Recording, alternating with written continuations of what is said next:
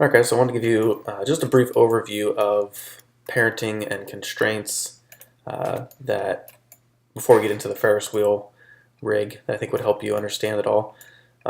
So we've been talking about grouping and kind of reorganizing in the outliner, but there's also this thing called constraints that sort of does the same thing, but does more in terms of relationships between one object and another. So for instance, if I group everything, like you know already, Command G, um, it looks like these objects are all together, and they are in a group, but when I still select them, I'm still selecting each of their individual parts.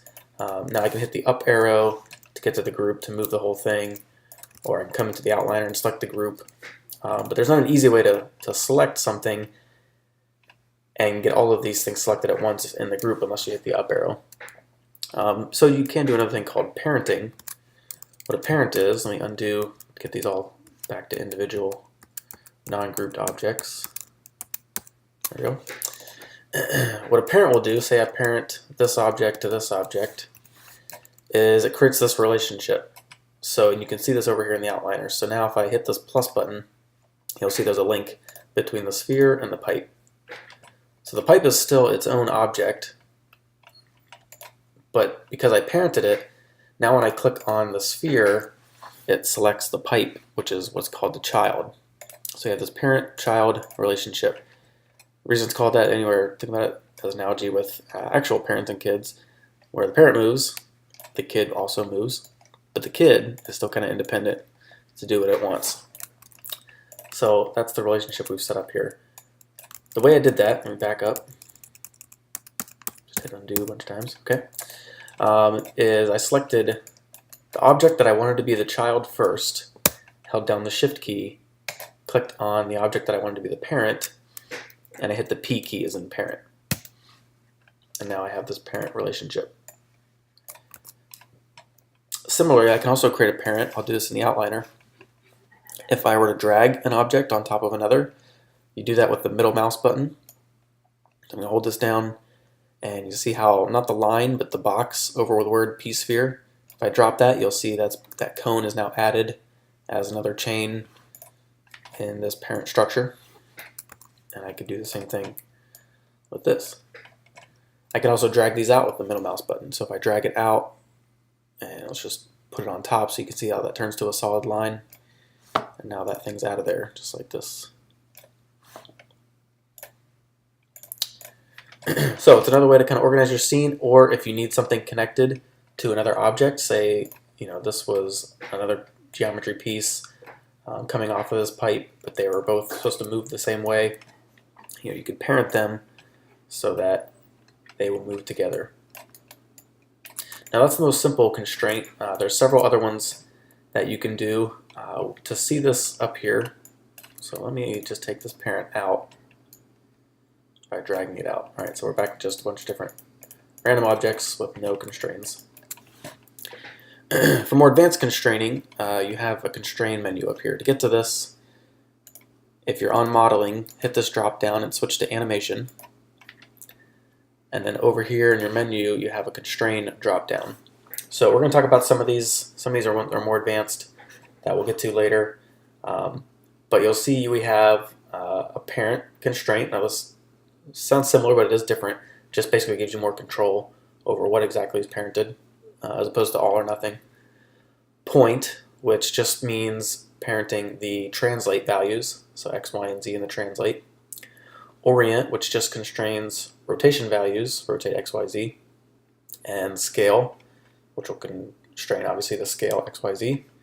And then aim is actually a rotation constraint that points to whatever object you're aiming it towards. So this one's really good for like cameras. If you want it to follow an action, you can aim it towards something that's moving. And it's good for other things too.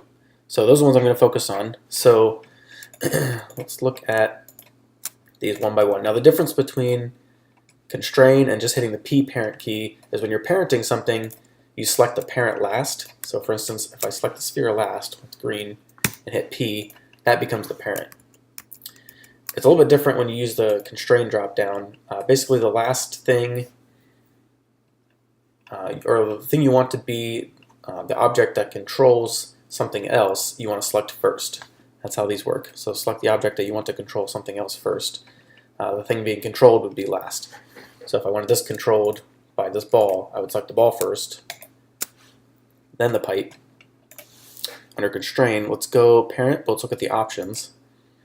And I can choose what I want to constrain. Now, first thing I always do with constraints is I go to edit reset and reset the settings. Just make sure there's nothing carried over from somebody clicking around on this before me. And maintain offset is something that we'll want to talk about. So right now all of these objects have translate values built in because I moved them out. So in this case, if you have translate values, in some cases that's okay. You would want maintain offset checked on. If it's not checked on, this is going to snap over here. However, before I do that, it's always a pretty good practice in most cases to freeze out all of these transformation values or rotate values. So if you've rotated something, scaled something, moved something, that can get funky with constraints when some other value system is driving another one, even with maintain offsets on. So it's usually a good practice to select all of your objects before you do any kind of constraining and animation, and make sure the values in the channel box are frozen out. The way you can do that is under Modify, you have this Freeze Transformations option. So I'm going to freeze those transformations, and you'll see now when I click any one of these objects, all the translate and rotates are 0 and all the scales are 1. Exactly how they were when they were first set up, before I moved them. So that will make this relationship a lot easier to deal with. So again, I'm going to select my controlling object first, the object being controlled, go to constraint, parent. This time I don't need maintain offset checked on. And you can see not only can I constrain everything, like before when I hit P, if I moved it, if I scaled it, if I rotated it, it would do it to everything. Now I can designate, translate and rotate, even specific values, what I want to do. So for instance, if I choose X and hit add, you'll see that I was wrong. I need to add that maintain offset.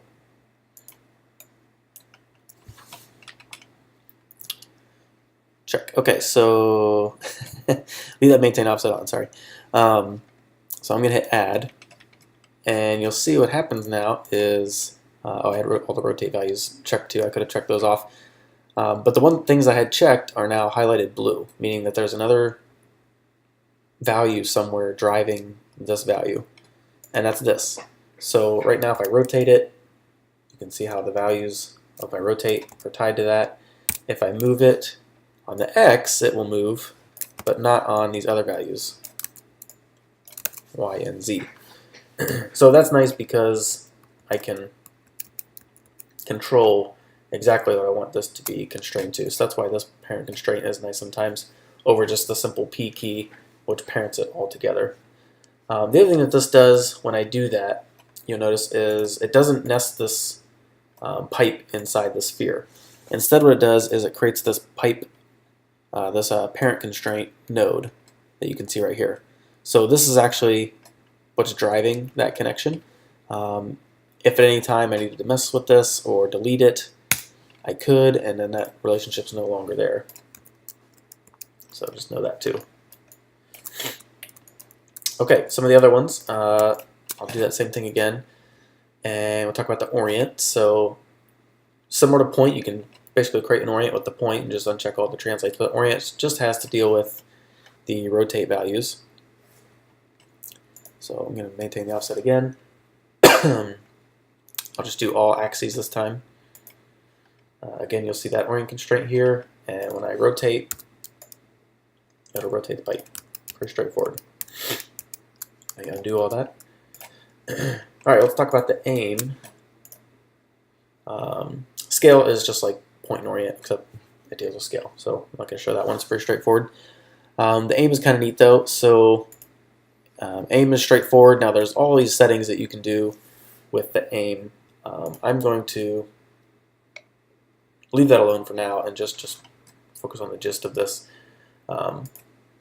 So with maintain offset turned on, this is pointing at this object. I had this object selected first, and then my cone because I wanted cone to be the thing that is being controlled and aiming at this object because it's got a nice point. So you'll notice if I move this, it's always going to point wherever that goes, which is really kind of cool.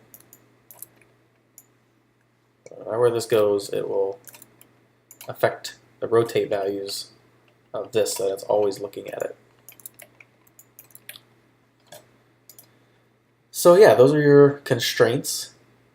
Again, the important things are freeze the transformations under modify before you start this, and then make sure you have your order correct. So the object controlling first, object being controlled second. Let's do the scale this time since we didn't do that one yet. And when I scale this up, it would scale that one.